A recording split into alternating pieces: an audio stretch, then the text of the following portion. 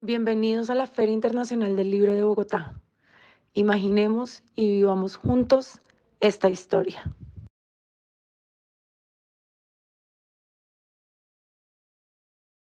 Bueno, muy buenas noches para todos los asistentes a este nuestro cuarto lanzamiento en el marco de la Feria del Libro, que este año 2021, por segunda vez, nos ha tocado de manera virtual. De cualquier forma, es para nosotros un honor tener estos espacios de presentar las novedades de literatura jurídica y, por tanto, el día de hoy me complace mucho presentarles al doctor Juan Carlos Prías, que es el autor de la novedad que vamos a presentar el día de hoy. Y a continuación los dejo con el doctor José Antonio Correa, que es el gerente general de Legis Información y Soluciones, quien nos va a presentar al doctor Prías. Bienvenidos a ambos. Muchas gracias, María José. Es para mí un honor poder compartir este espacio con todos ustedes. Reciban todos y todas la más cordial bienvenida y nuestro agradecimiento por aceptar la invitación a participar en este evento de lanzamiento del libro Anotaciones sobre Derecho Penal Económico del doctor Juan Carlos Prías Bernal. Para Legis, como editorial colombiana consolidada como la empresa líder en información profesional en Latinoamérica, a puertas de cumplir 70 años, resulta muy gratificante entregar hoy a la comunidad jurídica esta publicación que representa el conocimiento que el doctor Prías ha obtenido durante más de 35 años de ejercicio profesional y que imprime en su contenido esa calidad que lo convierte en un referente en materia de derecho penal económico. Con una claridad conceptual sobresaliente, el doctor Prías presenta una compilación de textos sobre temas relacionados con el derecho penal económico. La diversidad temática tiene como origen el interés del autor en relación con la naturaleza y la adopción de un sistema de delitos contra el orden económico social. El libro, lejos de dar por sentadas las bases de legitimidad del derecho penal económico y adentrarse directamente en las discusiones contemporáneas sobre la materia, inicia con un estudio sobre el orden económico y social como bien jurídico tutelado por el derecho penal, teniendo en cuenta debates fundamentales como la oposición entre naturalismo y positivismo, el principio de lesividad y la irrupción de los bienes jurídicos colectivos en los distintos ordenamientos penales como objeto de protección. También la publicación plantea discusiones alrededor de la imputación subjetiva del delito, factor importante en el derecho penal contemporáneo, en la medida en que se adelantan discusiones sobre la posibilidad de implementar modelos de responsabilidad penal de las personas jurídicas y de estructurar regímenes de responsabilidad penal objetiva, no solo en el derecho penal económico, sino en otros escenarios penales. Así, el libro se constituye en un insumo fundamental para abordar dichas discusiones de la forma más científica posible. La obra brinda un análisis sobre la vigencia de las ideas de Edwin Sutherland, en donde surgen conceptos como la asociación diferencial y la criminalidad del cuello blanco. El texto del profesor Prías de esta manera resalta la importancia de los aportes criminológicos para las discusiones legislativas, no solo en el derecho penal económico, sino también en el derecho penal en general. Igualmente encontramos un estudio de delitos económicos como los relacionados con el mercado de capitales o con el recaudo de impuestos, los cuales son novedosos para el derecho penal. En esta obra se constituye así un referente obligatorio para el entendimiento de estos fenómenos. Por lo anterior, y porque conocemos la calidad de la persona del doctor Juan Carlos Prías, Legis está encantado de ser su casa editorial y nos sentimos muy orgullosos y satisfechos de poner esta obra con todo el trabajo y el inmenso esfuerzo que ha habido detrás de ella para construirla al alcance de estudiantes, a abogados y de todas aquellas personas que tienen interés en entender el alcance del derecho penal económico. Aunque es innecesario prácticamente presentar al doctor Prías, pues su trayectoria lo precede. Queremos destacar su formación como abogado de la Pontificia Universidad Javeriana, con especialización en Derecho de la Empresa en la Universidad de los Andes y maestría en Derecho Penal Económico Internacional de la Universidad de Granada, Instituto de Altos Estudios Universitarios. Tiene cursos de posgrado en Derecho Penal Especial de la Universidad de Salamanca, en España, y cursos de actualización en Derecho de la Universidad de Buenos Aires, solo por nombrar algunos. Es conjuez de la Sala Penal de la Corte Suprema de Justicia y miembro de la Academia Colombiana de Jurisprudencia. En la actualidad y desde hace 32 años es profesor de la Pontificia Universidad Javeriana y lo ha sido también de la Universidad de los Andes. Es autor de diversas publicaciones, así como de artículos en revistas especializadas sobre temas relativos al derecho penal tributario, al mercado de valores y en materia de orden económico y social. Se desempeña actualmente en las áreas de litigio y consultoría como socio fundador de la firma Frías Cadavid Abogados, con un amplio reconocimiento en las empresas de cada uno de sus sectores de experiencia en la firma, principalmente en lo que respecta al sector financiero y corporativo. Pero lo importante es sobre todo la presentación detallada que el doctor Frías hará sobre el libro a continuación y los dejo para que gusten este espacio tan interesante. Bienvenido, doctor Frías. Muchas gracias. Muchas gracias a usted, doctor José Antonio, y a través suyo, por supuesto, a esa gran corporación que es Legis, que se ha convertido en mi casa ya desde muchos años atrás. Ellos han tomado el riesgo de asumir otras publicaciones, modestas publicaciones que he realizado en el pasado a través de su revista de Derecho Penal Internacional, mejor, Revista Internacional de Derecho Penal, y además con profundas conexiones también, lazos desde el punto de vista profesional y personal. Así que para mí un gran gusto y un profundo agradecimiento por la generosidad suya, doctor José Antonio, y por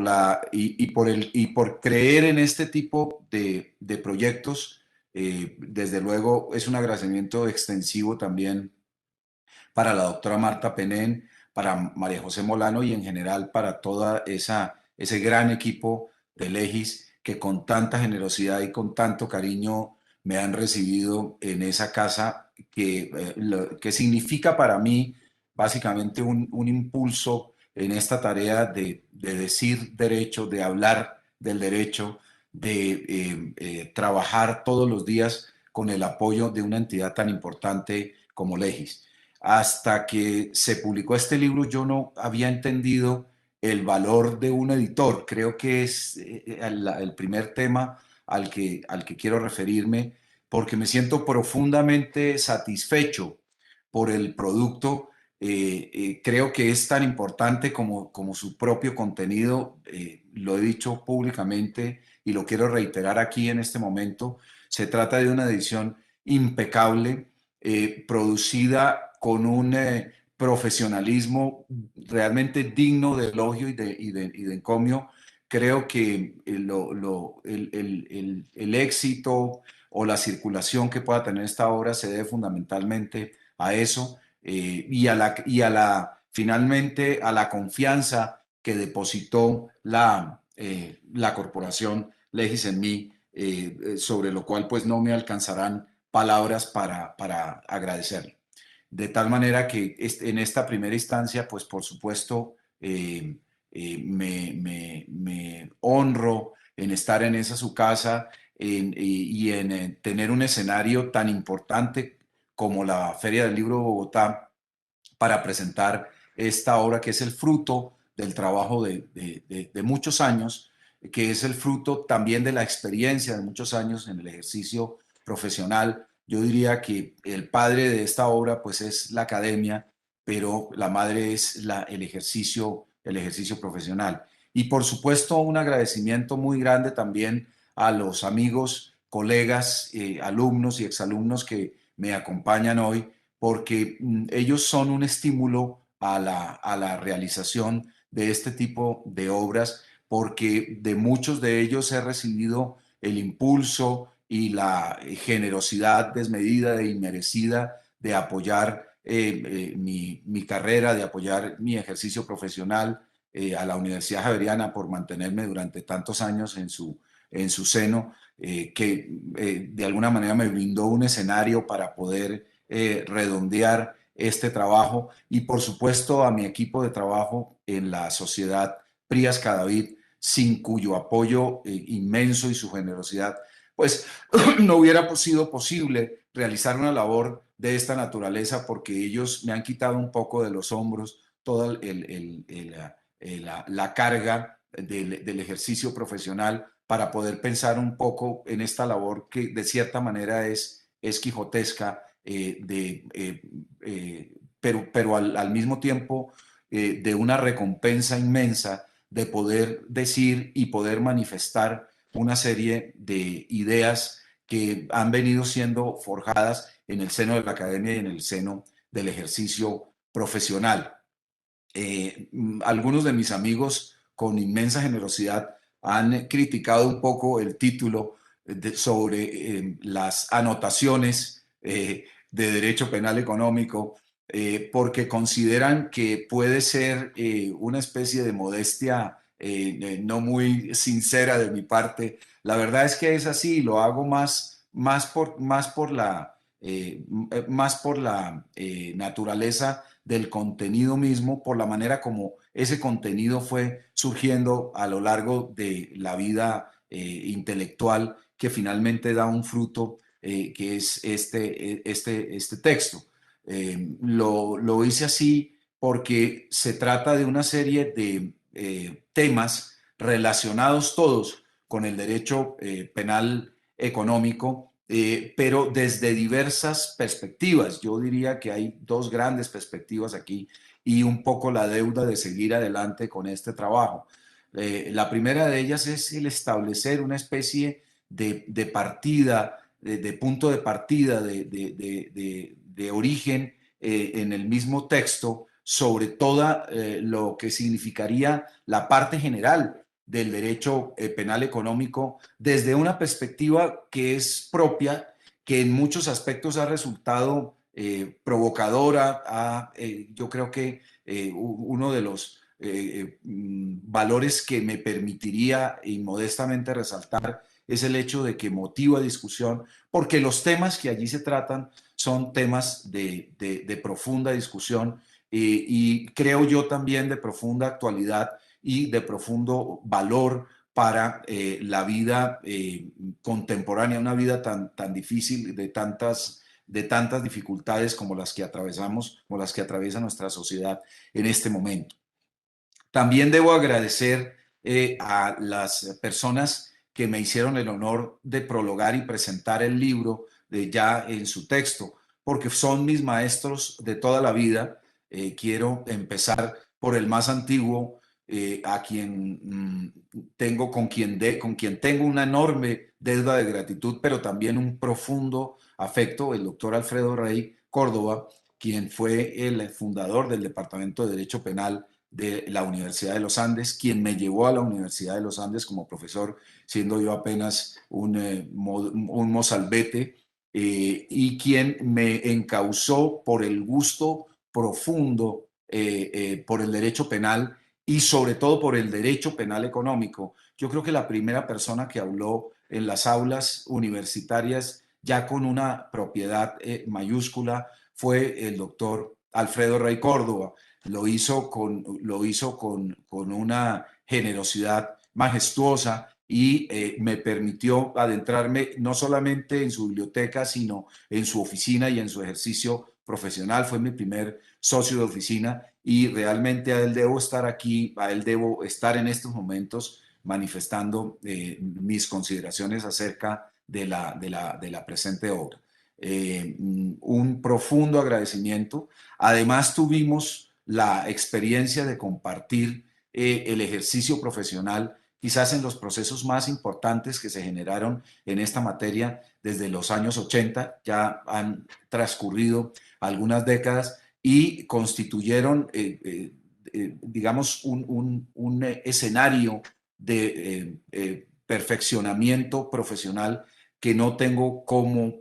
agradecerlo, no se me ocurren las palabras para agradecerlo. Luego me cedió muy gentilmente su oficina e iniciamos esta carrera, que ya es una carrera de varias décadas también, en el ejercicio casi que exclusivamente del derecho penal económico. Lo mismo puedo decir de los profesores Juan Fernández Carrasquilla y Jaime Bernal Cuellar. Yo creo que son desde la perspectiva del ejercicio de la profesión y además de la expresión de las máximas ideas en el derecho penal contemporáneo colombiano, los dos máximos exponentes con un reconocimiento internacional, no solamente nacional, sino también internacional, que, digamos, honran con su pluma este modesto trabajo. Compartimos desde la perspectiva del ejercicio profesional también el ejercicio en los casos que les mencionaba y además con su ejemplo de vida, digamos que forjaron una carrera que ya es larga y que de alguna forma pues ha surgido o ha surtido sus frutos tanto en la academia como en el ejercicio profesional. De tal manera que para ellos mi profundo agradecimiento, mi manifestación muy cariñosa de aprecio y de admiración. Significa mucho realmente su aporte, su consejo en la vida, no solamente en estas materias, sino en general en todos los aspectos,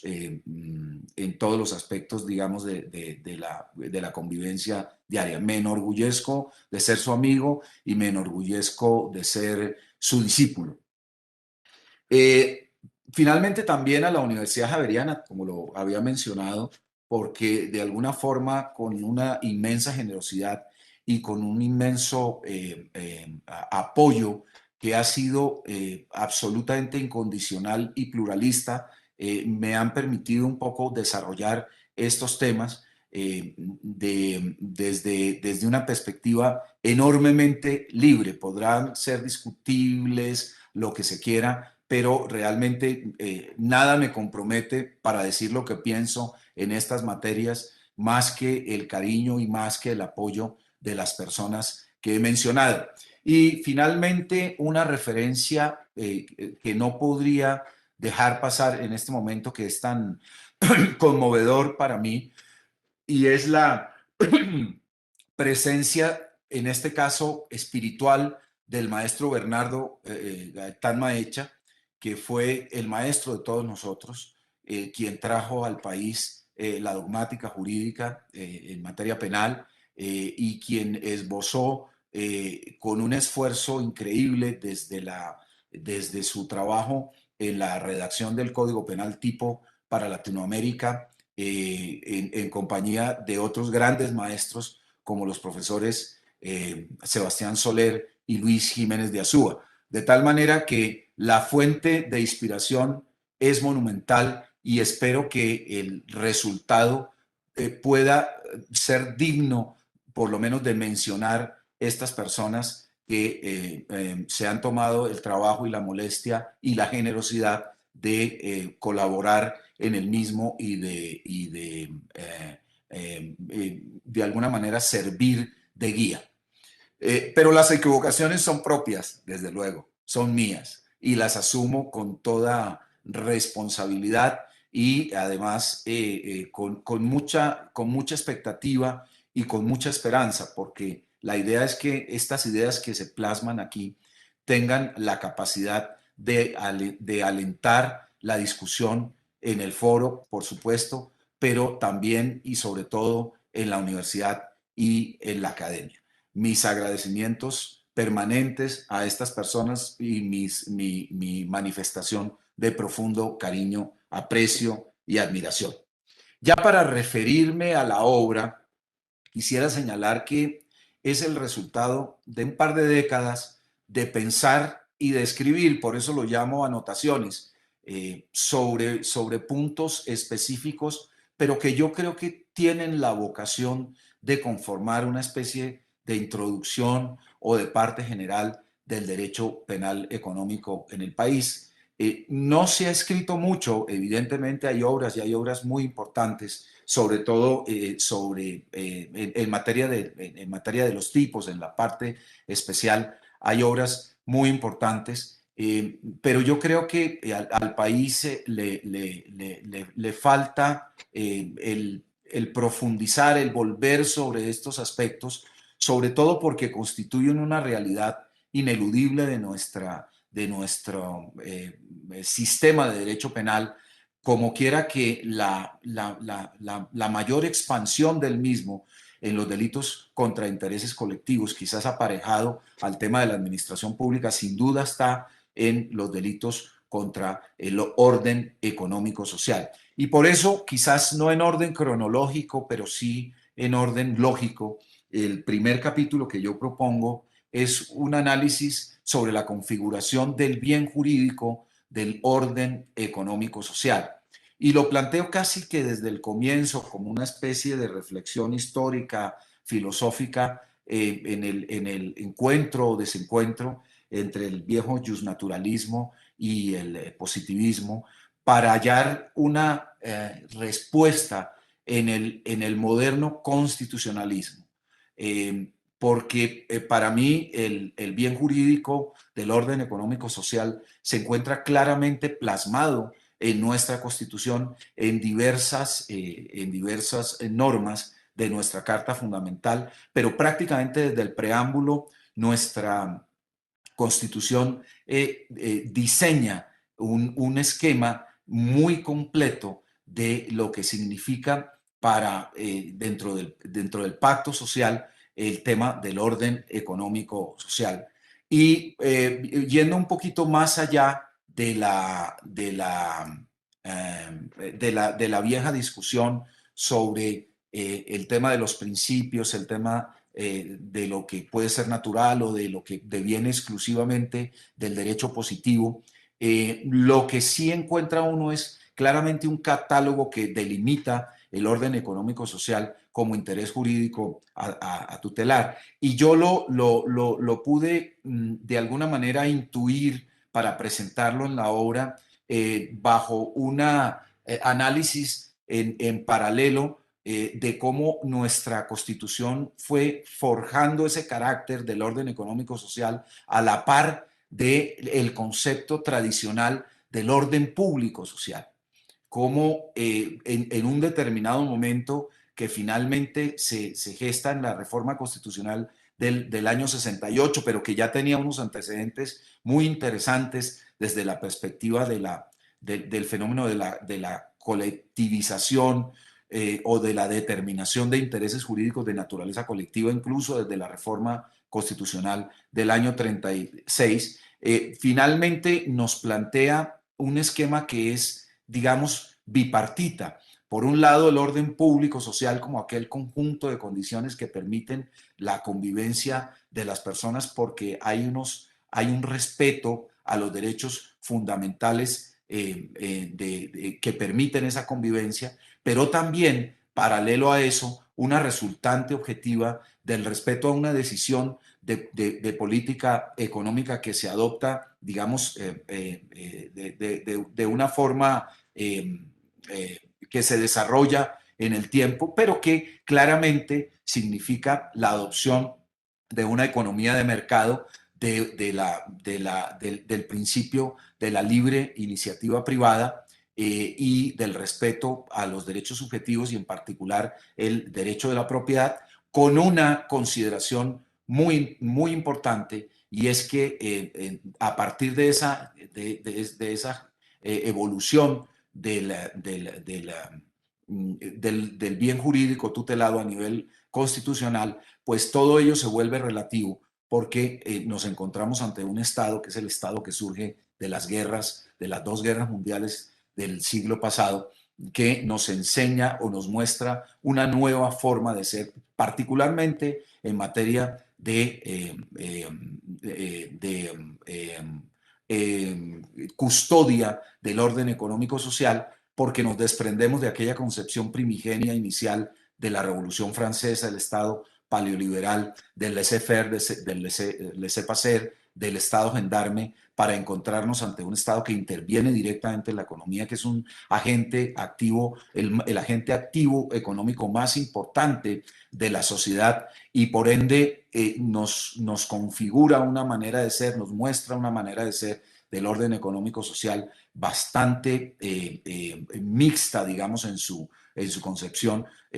prescindiendo, digamos, de lo absoluto en los derechos individuales en los derechos subjetivos para darle una dimensión colectiva muy importante y hablar no solamente de los mecanismos de intervención del Estado en la economía, sino también de los derechos de una serie de presupuestos de la misma economía de mercado que en sí mismos no tenían protección con anterioridad porque no se había hecho conciencia de ellos, por ejemplo, los derechos de los consumidores. Eso nos otorga, digamos, una visión muy interesante del orden económico-social desde esta perspectiva, que es una perspectiva un poco de discusión filosófica, un poco de historia, pero fundamentalmente de análisis constitucional. Y esa perspectiva yo creo que tiene un equivalente cuando se desarrolla más allá, digamos, del concepto abstracto en la historia misma del derecho penal económico colombiano, que yo por razones académicas quise juntarla a la evolución del derecho penal económico argentino. No solamente por la riqueza del derecho argentino en términos de autores y de obras sobre este particular, sino también porque me parece que siguen un camino similar, a pesar de que yo no me ruborizo en decir que nuestra evolución es una evolución, digamos, mucho más clara, con una certeza mucho mayor, en la medida que nosotros configuramos el orden económico-social como de una manera sistemática en la tipificación de los delitos desde el Código Penal del año 80,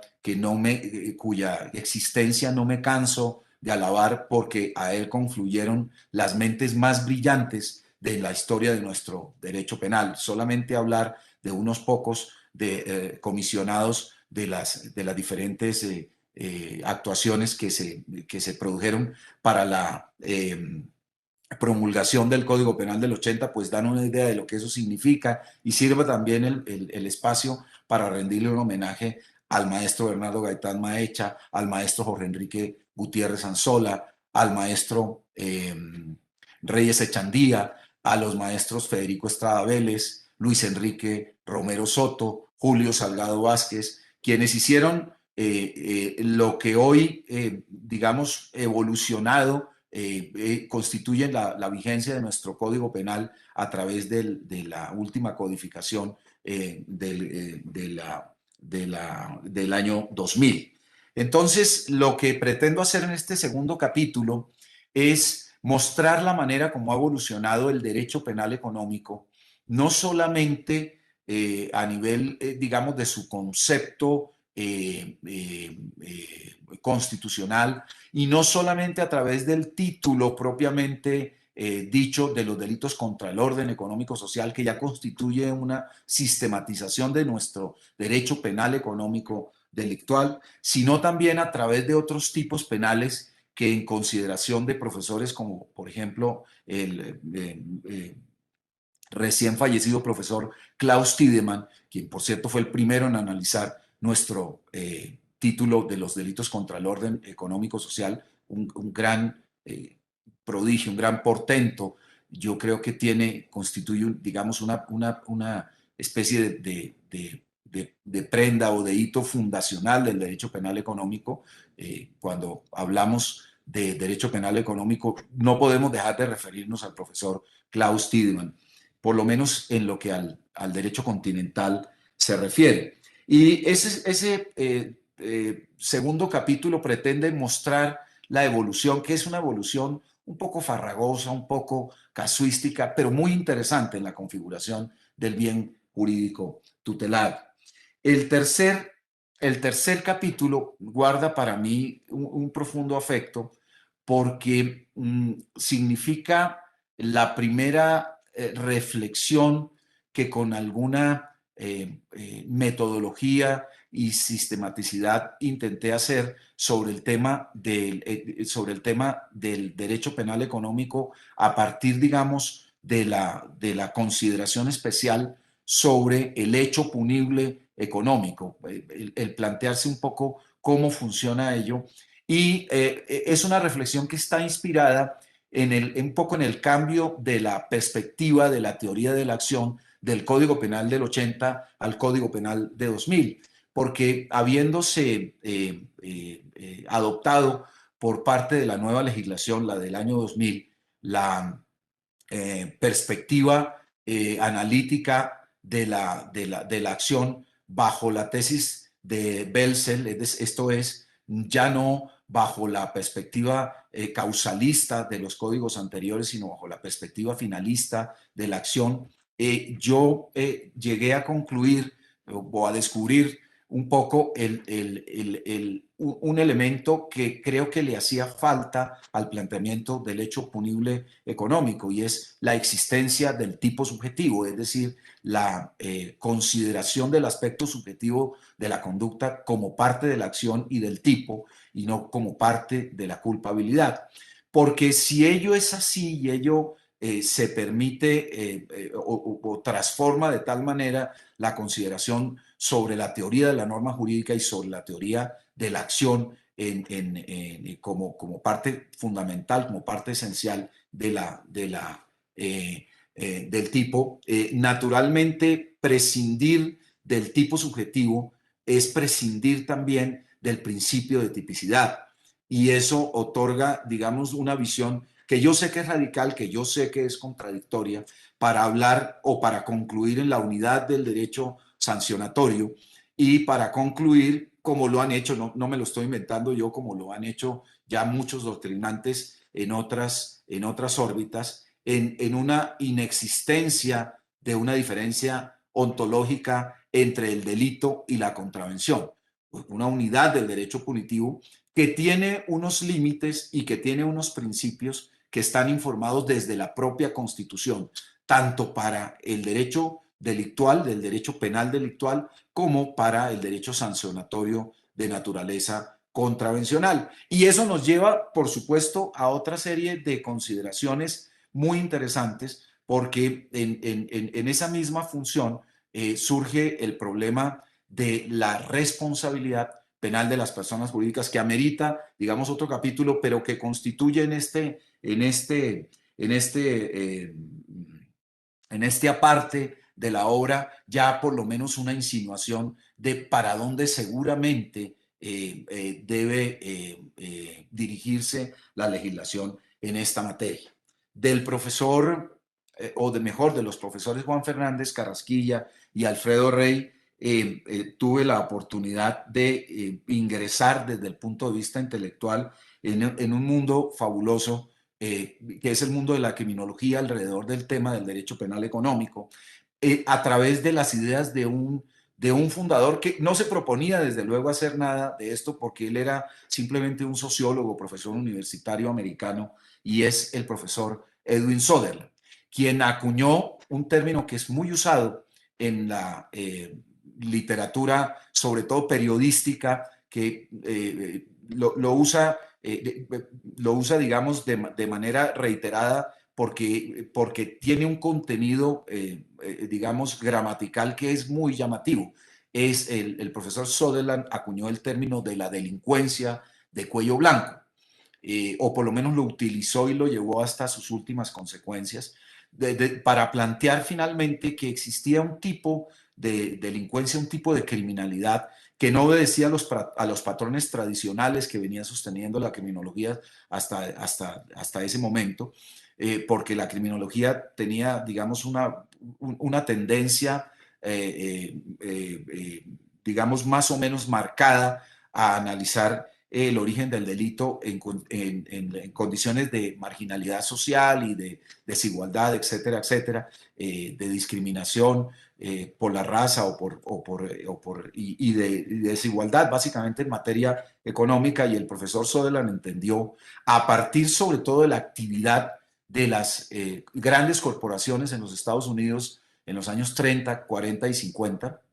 que esa teoría le faltaba una especie de coda, le faltaba una especie de adendo, y ese adendo era la criminalidad de cuello blanco, que era aquel tipo de criminalidad que cometía una persona que pertenece a una clase social que no es propiamente marginal, sino más bien una clase social económica privilegiada, y que aún sobre ese privilegio tenía la posibilidad por aprendizaje, lo que él llama por asociación diferencial, de incurrir en violaciones de la ley penal. Pues bien, esto que fue desechado en su momento como una base para la determinación del bien jurídico tutelado, porque naturalmente o para la determinación de un factor objetivo en la consideración de estos delitos, porque naturalmente es una consideración que tiende a lo subjetivo, que es eminentemente subjetiva más propiamente dicho, ¿no? Y tiende a ser clasista, naturalmente, porque pretende una criminalidad que solo se comete en determinados sectores sociales, pero tiene una inmensa vigencia. Yo de la mano del doctor Rey, leyendo el delito de cuello blanco, que es la obra máxima del señor Sutherland, entendí que había muchas cosas que el señor Sutherland pudo observar en su momento que están plenamente vigentes hoy. Por ejemplo, la criminalidad corporativa, porque él analiza sus casos desde la criminalidad en las corporaciones. Claro, tiene una formación, un sistema de significado social mucho más amplio que el nuestro, porque tiene una formación eminentemente anglosajona, y las personas jurídicas en el sistema anglosajón están siendo criminalizadas y penalizadas desde hace mucho tiempo. Para nosotros esto es un factor de discusión, pero muchas otras cosas sobre la percepción social de la antijuridicidad de las conductas, de este tipo de conductas, como por ser tan complejas no tienen un nivel igual de estigmatización como lo tienen otro tipo de delitos, y aún un nivel de percepción de la propia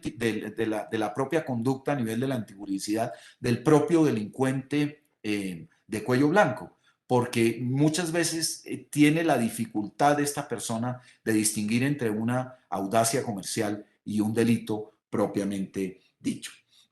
Entonces, me parece que vale la pena resaltar cómo esas consideraciones, que son consideraciones, digamos, lo que Kelsen llamaría metajurídicas, porque están afuera del derecho, porque son consideraciones de naturaleza sociológica, sin embargo, tienen un profundo arraigo en parte de lo que es nuestra legislación, y ese es el objeto del capítulo cuarto, resaltar cómo el señor Sutherland no ha muerto para las ideas ni ha muerto para el derecho penal económico, pese a que obviamente su sistema no lo construimos, o mejor, el sistema de derecho penal económico no lo constituimos sobre una base subjetiva, sino sobre una base objetiva, que es el orden económico-social. El capítulo quinto, que es un capítulo que yo creo que se va a prestar para muchas discusiones, porque tiene que ver con el tema de la responsabilidad penal de las personas jurídicas, que por cierto no es una discusión nueva, pero sí es una discusión muy actual. Y lo es por muchísimas razones. Básicamente nuestro sistema jurídico ha adquirido el deber de penalizar, de criminalizar el comportamiento de las personas jurídicas por razones de convenios internacionales, particularmente alrededor de delitos como el lavado de activos o como la financiación del terrorismo. También es un presupuesto para el manejo de la economía en el ingreso a estos clubes elitistas mundiales como la OCDE. De tal manera que esa es una realidad, yo creo que ineludible, que ha asumido ya el derecho continental en ciertas esferas. Por ejemplo, ya es un hecho en el derecho penal español y es un hecho también en el derecho penal chileno. Mi perspectiva para el planteamiento de este punto en el capítulo es una perspectiva eminentemente garantista, claro, porque de un lado se critica modernamente, sobre todo nuestros doctrinantes colombianos critican el hecho de que el derecho penal se encuentre en un problema de expansión tan grande, y la Fiscalía es hoy incapaz realmente de agendar o de tramitar la acción penal por el enorme número de casos que tiene a su conocimiento. Pero la realidad también es que las personas, bueno, esto cabe el argumento, entonces, o esto origina el argumento de que si no es capaz ni siquiera con los crímenes de las personas naturales, ¿cómo le vamos a meter la responsabilidad de las personas jurídicas? Pues bien, yo lo que creo es que eso ya existe. Lo que pasa es que existe bajo un parámetro que no tiene absolutamente ninguna garantía para las personas jurídicas. ¿Por qué? Porque hay unas consecuencias accesorias del delito que tocan a las personas jurídicas. Esto es la posibilidad de suspenderlas en el ejercicio de su objeto social. Esto es la posibilidad inclusive de cancelarles la personería jurídica para ciertos delitos cuando son utilizadas en estos propósitos, pero este hecho que se finca en la comisión de delitos cometidos por sus representantes legales, por sus agentes, por su estructura organizacional, no tiene ninguna posibilidad de defensa porque es una consecuencia accesoria del delito. Entonces, las personas jurídicas no son citadas a responder por esas actuaciones, pero en cambio sí son realmente penalizadas, porque uno puede utilizar el eufemismo de consecuencias jurídicas accesorias cuando en realidad lo que está haciendo es sacrificando el derecho fundamental de una persona jurídica, que es su derecho a existir como ente jurídico. Entonces, yo creo que eso por sí solo justifica para ciertos delitos el planteamiento de la responsabilidad penal de las personas jurídicas. Pero además, claro, desde luego sobre una base absolutamente diferente en la teoría de la acción para las personas jurídicas, porque desde luego no es esa concepción de la culpa o el dolo que es absolutamente psicológica, que es la que se predica de la persona natural, sino a través de las tesis más modernas sobre el buen gobierno corporativo. ¿Por qué? Porque la base de la imputación subjetiva para las personas jurídicas en los sistemas que ya lo adoptaron es la existencia o inexistencia de los oficios de debido cumplimiento, de las tesis de compliance. Es decir, que en los sistemas que ya se adoptó esta regulación,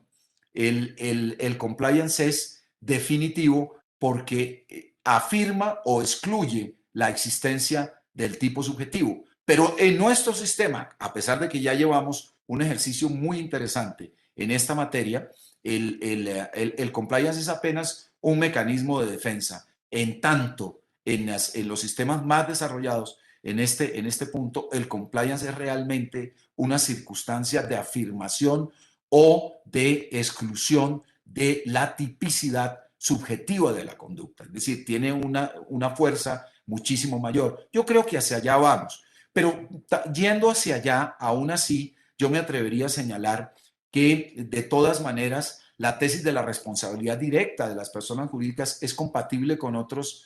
sistemas que provienen, por ejemplo, del derecho comercial, como el descubrimiento del velo corporativo, cuando realmente es más eficiente la acción del Estado en el descubrimiento del beneficiario real de la operación o de la voluntad real de la operación de una sociedad, pues no, nada obsta para que dentro del sistema se utilice la posibilidad ya existente, además en nuestra legislación, por la vía la vía de ingreso, pues fueron las normas sobre los mercados de capital,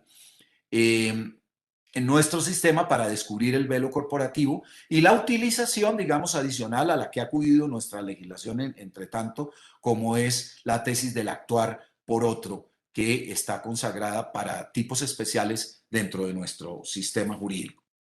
Un sexto capítulo que es episódico por el ejercicio profesional, pero que a mí me parece que contiene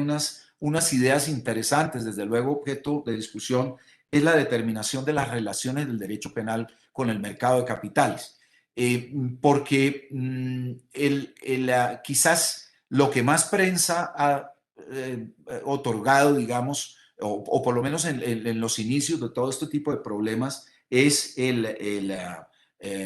las relaciones del derecho penal con el sistema financiero. Yo llamo al sistema financiero las venas digamos, por las cuales corren los recursos de una economía. Pero las arterias son lo que permite que pase esos recursos al sector real de la economía, pues generalmente ocurre a través del mercado de capitales. Y yo desde esa perspectiva me permito, digamos, encontrar dos maneras de acercarse al problema que nos otorga, digamos, muchas posibilidades en materia de tipificación de delitos que ya existen dentro de nuestro código. La primera es un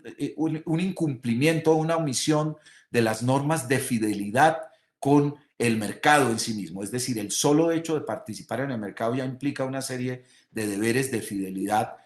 por ejemplo, en la transmisión de información que se remite al mercado, etcétera, etcétera. Pero también en materia del mercado de capitales hay una fidelidad que poco se tiene en cuenta y poco se ha tenido en cuenta para los casos que han ocurrido dentro del sector, que es la fidelidad con las normas del mandato. Porque resulta que la intervención en el mercado de valores tiene, digamos, un sustento fundamental en el ejercicio del contrato de mandato y de allí se derivan una serie de consecuencias penales también muy interesantes en términos, por ejemplo, de administración desleal, en términos incluso del propio lavado de activos por la manera como se llevan los recursos, cómo se ingresan esos recursos a la economía. Y finalmente, dos perspectivas que señalan, como le he dicho yo a mis amigos, un poco lo que vendrá. Y lo que vendrá y lo que realmente ya constituye una realidad dentro de nuestro sistema, por cierto, plagada de arbitrariedades también, y es la perspectiva del derecho penal tributario desde desde las normas históricas, pero también desde la esencia misma del derecho penal, porque resulta que el derecho penal y el derecho tributario se encuentran de una manera ligadas muy absoluta en el principio de legalidad. Y esa inobservancia del principio de legalidad en uno y otro aspecto pues ha motivado no pocas revoluciones, no poca conflictividad social dentro de nuestra sociedad. Yo creo que en resumidas cuentas, este es la presentación del texto. Como les digo, es un poco provocativo en algunas materias,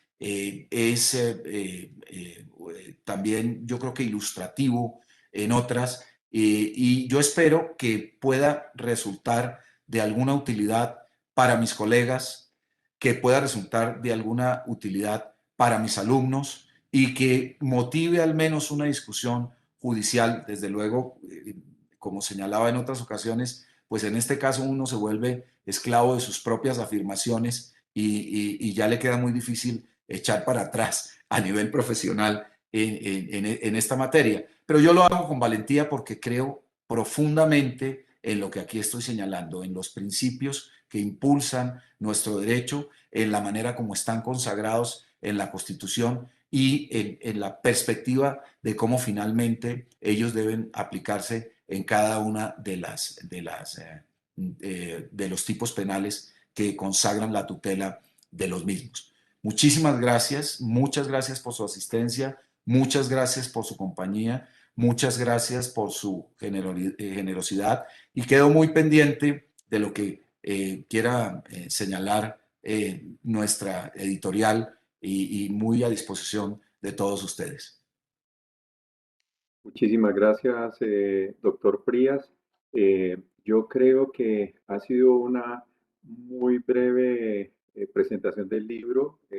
dada la profundidad y la cantidad de temas que abarca. Nos podríamos demorar mucho más tiempo con las felicitaciones que estamos viendo por el chat. De verdad que nos unimos a ese reconocimiento y felicitaciones que bien se están comunicando ahí.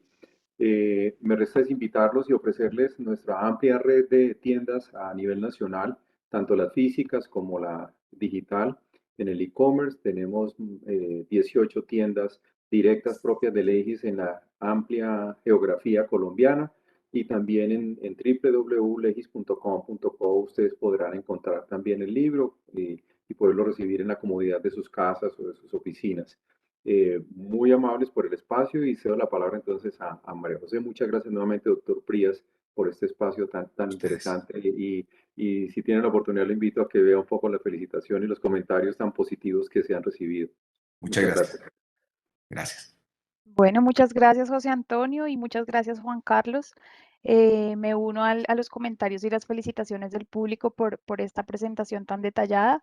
Y los invito a todos los asistentes a que efectivamente nos sigan en nuestras redes sociales para que no se pierdan de los eventos que tenemos preparados en esta Feria del Libro y, por supuesto, muchas más novedades en literatura jurídica.